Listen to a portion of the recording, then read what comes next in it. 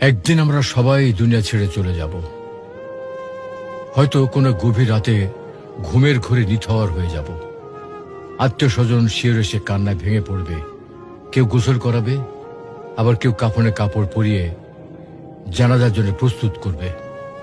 সবশেষে কবরের মাটিতে শুয়ে দিয়ে সবাই একে একে বিদায় নেবে।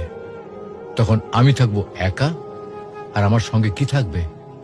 সঙ্গে থাকবে শুধু আমার আমল। কবরের অন্ধকারে মুনকার নাকির এসে প্রশ্ন করবে, তোমার রব কে? তোমার দিন কি? তোমার রসূল কে ছিলেন? এই প্রশ্নের উত্তর দিতে পারবো আমরা?